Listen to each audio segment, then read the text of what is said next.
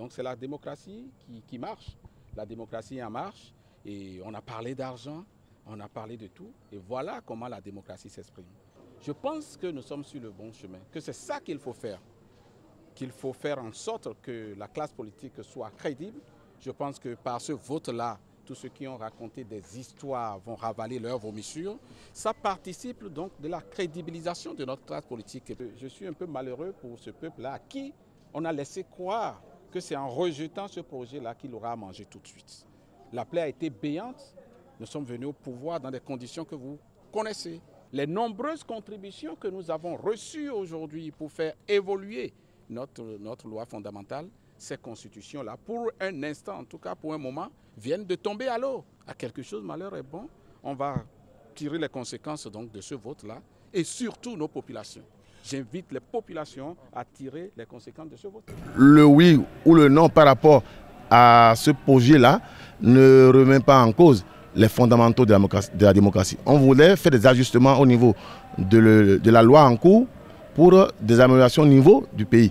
Mais si ce n'est pas accepté, il faut respecter le choix de l'hémicycle. Mais ça donne la preuve que, contrairement à tout ce qui se dit, il n'y a pas eu des éléments soudoyés pour faire un vote. Chacun a fait le vote dans son intime conviction et le résultat, c'est que cette minorité de blocage vient un peu pour ramener les pendules à l'heure et que la démocratie continue avec la condition actuelle. Le test est rejeté, le test est classé, il reviendra au gouvernement d'en faire autre usage où le gouvernement en renégocie, replace un autre test dans un autre contexte où carrément la question de la révision est renvoyée au calendrier grec. Nous avons décidé de rester du côté du peuple.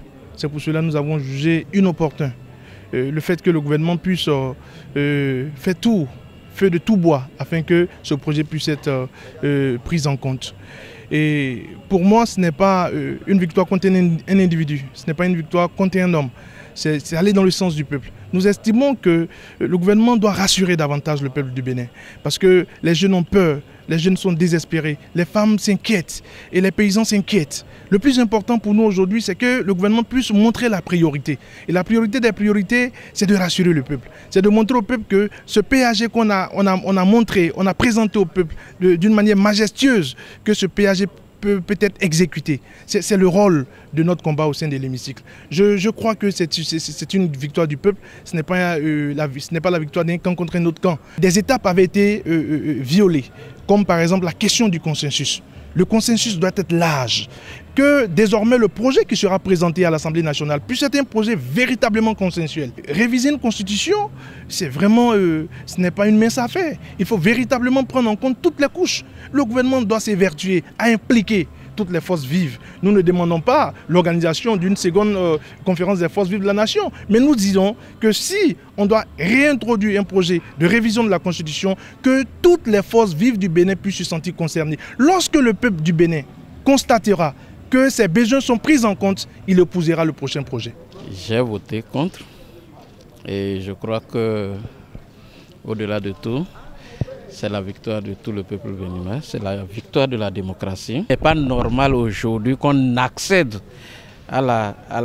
au projet si le mandat est touché. Je crois que c'est une question de jurisprudence et le gouvernement se doit de respecter les décisions de la Cour constitutionnelle. Et si cette étape-là est franchie et que nous constatons que les dispositions, que les arrêts de la Cour constitutionnelle sont respectés, je crois qu'il est normal qu'on accède et qu'on puisse faire des amendements.